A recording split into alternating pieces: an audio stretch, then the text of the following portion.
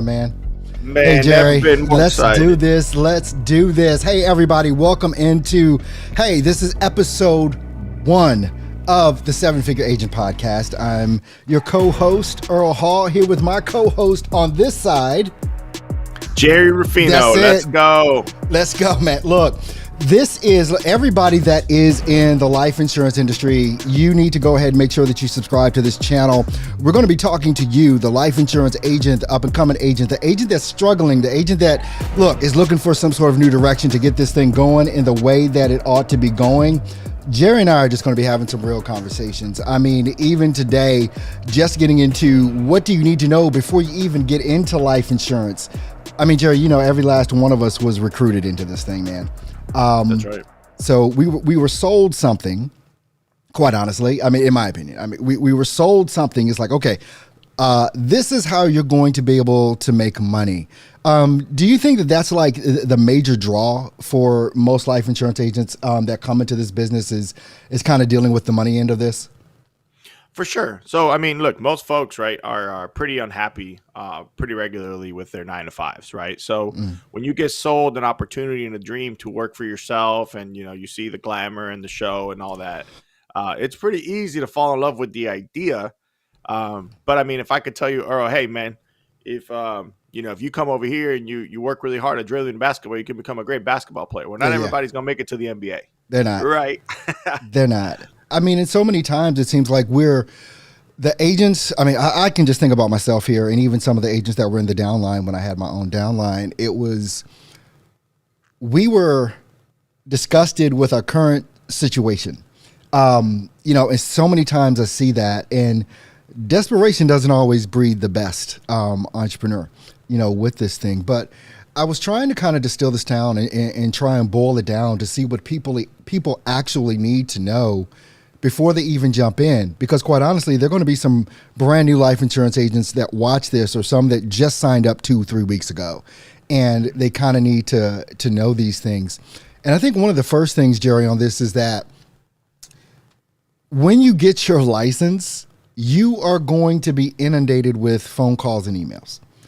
Because that your name, your number, your email address that you've provided, you know, when you go take your life insurance test, well, that's public record. So all of these agencies kind of know that. And so now you're getting inundated with those things. And if I could go back and do it all over again, I wish somebody would have told me about comp. Well, why? You know? I mean, do you care what you make? Do you care your comp? Oh my gosh. Hell yeah, man. I mean, don't we all? When I was first recruited, I think, well, this is going still back to 1994, but even if I look more recently, like back to 2008, I went to another captive agency, and they made 35% comp seem like it was the bee's knees. Yeah. But I still didn't. I still hadn't learned about that independent side of this whole thing, right? Of getting into the business and becoming an quote unquote independent agent as opposed to captive agents, and people don't even understand that, right? There's all these things that we sign on the dotted line, and we really have no clue. Well, so look, I think one of the first things that we owe to people watching is understanding that, right? So, Yeah. what is the difference between being a captive and a non-captive agent, right? Mm-hmm. I when I first started in the industry, I did supplemental insurance and I was a captive agent. Never really understood the difference. I was at a 30% comp, Mm. offering people, supplemental insurance, cancer, cardiac, accidental, and all those things. And Right. Right. I was a door-to-door business, right? So I thought I had the best tool possible. So the best way to explain captive and non-captive is really straightforward, right? Captive means whatever company you're working with, that's the only products you can offer, right? You can't get out of that. Non-captive means that you are independent in the way that you can offer different products. But even as a Mm-hmm. non-captive agent, right, depending on who your contracts are with, you may have limitations as to what companies you can be with, right? So um, the best way I try to explain it to all my clients, because oftentimes they're like, "Oh, what company are you with?" I'm like, "Hey, look, I'm an independent broker. I work with, I don't know, 25, 30 plus different companies now. So if you were to go buy a car, instead of just going to the Chevy dealership to look for a Chevy, you're going Mm-hmm. to come to our dealership, and we're going to have every single brand name and option out there for you. And all those things come with different pay and different comp and different responsibility and different processes. So it's amazing to be independent. Now, look, Yeah. captive agencies, there's nothing wrong with. Okay. It just means like you can't offer other things, and they don't really want you to offer other things because that's their process. So, Mm-hmm. but it is important to note, man. I mean, we got to drop some actual knowledge nuggets on here. I can tell you how I feel about both personally, but I mean, look, there's people in captive agencies that are killing it, Exactly. and there's a lot Yeah. of people that are crushing it or not doing well, and same thing Mm-hmm. on the other side. So I just man, you talked about comp, bro. One of the things I wish I would have like done is asked a lot more questions about support and process Yeah. before I got my license, bro. Because I didn't fully understand what I was getting myself into. I remember I told my parents the first time, and my whole goal, man, is to be able to help my beautiful daughter. She's 2. She's my life. She's my Yeah. everything, and my wife, obviously. But I gotta help my folks, man. I gotta make sure that they're in a good spot. They don't have a retirement plan. I guess I was it, right? So Yeah. Yeah. I wasn't gonna do it with just a master's degree in education. So, I jumped at the opportunity because I knew friends that were doing well, Yeah. or I thought were doing well. Right? Everybody on social media seems to be crushing it, Well, and yeah, then you get to the everybody's driving reality. a Lambo, I mean, but Yeah, even with the whole thing with comp, it's like comp doesn't mean anything if you can't sell. You isn't it know, amazing? if you can't sell, it doesn't matter what your comp is. Hmm. And I think that's probably one of the hardest things for people to kind of get into is understanding that you're actually in a sales job. Yeah, we know people need life insurance, right? We all know people need it, but it still has to be sold. And it's one of those things that unfortunately, it's one of the first things people drop if things get rough, is that. So it's kind of this, I don't know, chicken before the egg type of thing here. But if you cannot sell, your comp doesn't amount to a hill of beans. And the focus on that salesperson side, I mean, I guess for me, since I'm so knee deep into sales with what it is that I do, I just think that sales is so important. I was even telling my son the other day when I picked him up from school, it was like, if you can learn how to sell, you can write your own ticket, you know, Hmm. beyond anything else, because nothing happens in this country, in the world, until a sale is made. Nothing Yeah. happens until a sale is made. And even for life insurance agents, I say this kind of tongue in cheek because we all say, I want to help families. Well, it sounds good to say that, but let's just be real. You want to make some money while you're doing that too. Hmm. And the thing is, you cannot help anyone until that sale is made. Until that Hmm. sale is made, you're not helping anyone. So if you want to help people, then you've got to become good at the sales side of this. What do you think about that? Yeah, dude, 100%. Now, I see.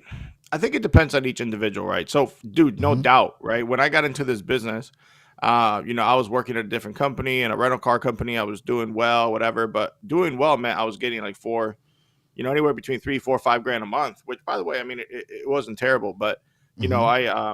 it's funny. I have a master's degree. I did all these things in education, got yourself all in debt because it was going to change my life. Yeah, yeah. American Um, dream. American dream. yeah, and I just kept doing the rat race, right? Just spinning in circles, and I would pay one bill to get another one, right? And I knew I wasn't going to be able to get ahead that way. So, my whole goal has always been to help folks, right?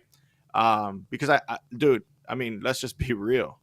We're all gonna die, bro. Like Yeah, it's for real though. inevitable, right? And the That's it. priorities in our society are so screwed up. And look, as a Mexican male, in the Mexican, Latino, Hispanic community is even worse, right? We don't even understand it, but so that's a different conversation for a different day. But um, yes, dude, I needed to make money, right? Because I had daycare and I had all these things that were piling up. Hmm. So yes, you need to make money. But Earl, when you talk about sales, how many times do you hear people say, "Nah, man, I'm not good at sales"? And Yeah. if you break sales down, okay, in my opinion, sales is a very simple concept. It's finding a solution to a problem. Hmm. That's it, right? So if somebody goes to Target to buy something, right? Well, that may not be the best. My wife just goes there for fun, but if you go to a particular store, right, you're probably something. Yet, you Hmm. know what's funny? How many times, Earl, if I walk into a store and the guy or gal says, "Hey, um, can I help you find something?" And your immediate reaction, mine too, is, "Nah, man, I'm good. Don't worry about it." And you Hmm. spend an extra 15, 20 minutes like looking like an idiot until you do one or two things. You finally figure it out and find it, or you like say, "Okay, yeah, I need some help," right? Hmm. Um, and that's life here. It's I always think about that example in the life insurance business, right? People are like, "No, no, no, I'm good," and then they start looking into it, and they're like, "Oh crap, I probably need to look into it." And it's a very it's a simple concept, but it's a complex process Yeah. in regards to how we go about it and reach it, because not all insurance is created equal, True. right? So everybody thinks about how much I'm paying a month, which is very, very important because that's to fit your budget. But at the end of the day, just because you're paying a certain amount doesn't mean that's what's best for you. Same Yeah. thing for the insurance agent, bro. So how many times do people are like, "Oh, bro, I got this amazing comp and I got this great stuff." I'm like, "Great. What have you issued or what have you sold? Or how many families have you protected?" "Oh, well," and then the excuse is pouring. "Well, my upline doesn't help me, or my leads suck, or the people I talk to don't want to buy anything, or they don't answer the phone." I'm like, "Dude, Hmm. come on, man. It takes a lot of hard work to get into this business." I think what we do a really bad job of in this industry is promoted it as a very simple job. You're And right. it is not, bro. I mean, it's mentally draining after a while when you keep Hmm. getting, and every sales job is draining, but it's not a simple concept, dude. Like you get death claims and you get things Dude, that happen. your first time hitting dial day will smack you in the freaking face. I think all of us have been there, and I think it's one of the reasons too why. I mean, being in this industry, and all of us have been recruited into this industry, we actually don't start looking for more information until probably 4, 5, 6 months into whatever agency, whether it's captive or independent. We haven't even opened our minds yet to say, wait a minute, there's something else out here. There's some other stuff going on. And now I want to start looking into it. But guess what happens then, Gerry? If you're with a captive agency, can you get out of your contract? Can you just move on to do something else with another agency? Or have you kind of signed your life away for the next 2, 3, 5 years? Right. And that's where this Mhm. industry kind of gets Yeah, a bad rap from those of us that have been in it for a while, and we see that kind of thing going on. yeah, man. So, I don't know if my camera, I guess, will fix itself, but It'll pick it up. Yeah. dude, no, it's all good. So look, here's the deal, right? Hmm. We're gonna be a transparent, real podcast here, right? Absolutely, So man. we're not gonna beat around the bush or mess around like I tell all my clients. So look, man, there is a lot of things about this business that people need to know before they sign the dotted line. Okay. Hmm. The first one is who am I gonna be working with? Because those partnerships are gonna be very, very important. What carriers, what tools do I have in my toolbox? Right? So, Hmm. dude, if you go Hmm. work in a carpentry job and all you have is a hammer, I promise you, you might be able to put a couple nails down if you find them laying down in the street, but that's about it, bro. Yeah. Right? Or do you have every toolbox out there, but you don't have a manual to make yourself be successful? Right? That could be a struggling part. So, man, I understanding how you get paid. I talk to so many insurance agents that have no clue how they get paid. They just know their upline has a nice car and they do well, allegedly. That's not enough. Yeah. Well, bro, here let me give you some cold hard facts. I know a lot of people that are Hall of Fame producers, quote unquote, or really good at the top of their industry, and they're not profitable. They're not profitable, bro.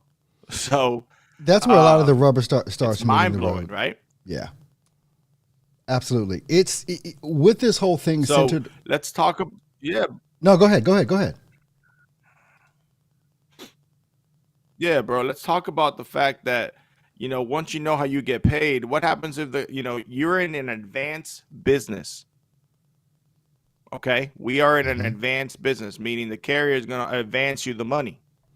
Okay, so break the number down, right? Carrier pays the agent pays, the client pays $100 a month. That's $1,200 a year. You get your advance on that, right? Well, the client cancels at any point in that time period. You get hit with something called a chargeback. Smacked upside the head. That's not your money when they give it to you. It's a loan, bro.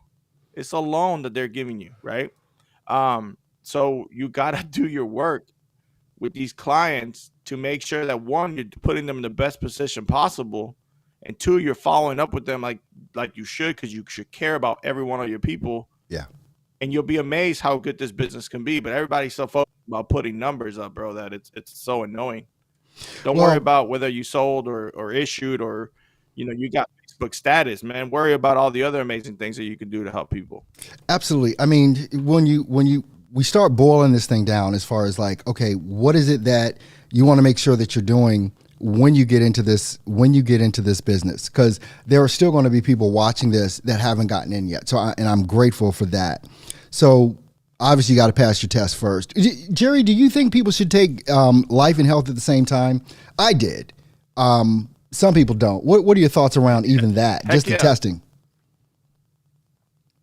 Yeah, I did too. It's Dude, like, heck yeah, because look, once you get your test done, once you get your test done, bro, then you can, if you're independent, you can opt to do other things without having any other delays, right? Yeah. So you want to go into, Medicare, or some companies require your health license to be able to sell accidental insurance, right? So yeah, you should 100% do both. Knock them out right then and there. Right then and there. It's like, I think I studied for about 2-3 weeks max, and I just went in and took both tests. I took the test twice, passed it both times on the first time. But I mean, I hear horror stories. I took it 6-7 times or whatever. Now that's dedication to me. If you're going to keep doing it over and over, because quite frankly, I'm the type of dude that if I didn't pass it by the third time, I would have been done. So luckily, I passed it on the first go round with that. Yeah. So we got to get the test passed, and then all those calls are going to start coming in. And I think at that moment in time, that's where people should start negotiating and cherry picking with the different captive and non-captive or independent agencies that are trying to recruit them in there, because that is probably one of the only times where you're going to have maximum power to decide is that. It's like, well, no, I want this, I want this, I want this. But if you don't know what to ask for, well, that's a whole other thing. So it's got to be centered around how much compensation, but that means you have to have started doing your research around what the different comp levels are in that. How does the training go? What is required of me as an agent to be successful? What kind of training am I going to get? Because I've never sold this before. So how is it that you're going to show me how to do that? And by the way, for everybody that's on here, you have the link in the description. Gerry does a daily Zoom session where you can hear how it's done. If you want to hear how it's done, link is in the description, a bit.ly link. Make sure you do that and you can see how it's done there. So getting that proper training, and understand, I think too, Gerry, that this is not going to be some sort of overnight thing. This is not going to happen in the next 30 days because you're just in learning mode now. You're trying to figure this thing out, get your feet wet, give yourself 90, 180 days just to get good, because right now you're not, right? Unless you're some type of unicorn and you get out here and you can really do some amazing things. And then once you've selected and before you sign on the dotted line, you better know your in and out strategy, or what you're able to do getting in and to get out. Because if you sign, some agencies will hold you up and you won't be able to sell insurance for another 2 or so years after you leave them. And most agents don't read the fine print. Brand new agents, they don't read the fine print about what it is that they're getting into. Yep. You know, with that. What are some of the things you're thinking on right now, Gerry? Yeah, man. So, you know, and we should say this, right? It's episode 1, so yeah. Obviously Earl's not gonna have any technical issues, but yours truly will. So hey, we have the audio podcast too. Don't even worry about it, man. The content is king. Don't worry about the video right now. So look, here's the deal, guys. So there was so much I had no idea about, right? So just like anything else, when I decided I was going to do this, I started part-time. Okay, nothing wrong in my opinion starting part-time, get your feet wet and see if this is something that makes some logical sense, all while making sure you still have some income coming in, because one of the things that happens pretty regularly is people get stressed out a lot, okay, financially. So we want to make sure that what we're doing is helping families. And in order to do that, we can't have that additional commission breath that we call, because we're just trying to make some sales. So, but Earl, I think you said it right? You have to have a plan. So understanding that you have a powerful tool when you get your license. Okay. Now, a lot of agencies and companies are really smart, and they'll say, hey, I'm going to pay for your license and do all this. So they try to tie you in right away. Look, one of the things that people tend to see and fail a lot is they don't feel like they have the right support. Okay. It's like, hey, every time I call my mentor, my manager, or my upline, they're too busy, or they just give me whatever. Because the reality is most people, I had this conception in the beginning, but most people believe that quantity is better than quality in this insurance business. It's like throwing spaghetti to the wall and seeing what sticks. Yeah. And, you just, hey, if everybody sells a little policy here or there, I'll be able to, keep my override. And if they leave the business, then I'll keep their override. Right. Well, that's not how it should work, man. That's nowhere near how this business should work. So, understanding the ins and outs of the actual financial component of this business, I can't tell you how many people leave the business and then there's debt that they leave behind because they're like, oh, well, I'm out of this business. Right. And, they're putting people in a really tough spot financially, understanding that you got to be an adult about what it is that you do and be a business owner. So, yeah, and we're going to be talking about that next week too. If I were to give a guide, we're gonna break it down. But if I had to give a guide on the best way to get into the life insurance businesses, I would do a deep dive into. And I mean, you don't have to spend years or months or weeks, right? But reach out to a couple people that you think are real and say, hey, man, tell me the not so fun things about it, right? Because if everything's not so good to be true, there's always something going on, right? And I think a lot of these recruiters make it sound like everything's going to be amazing.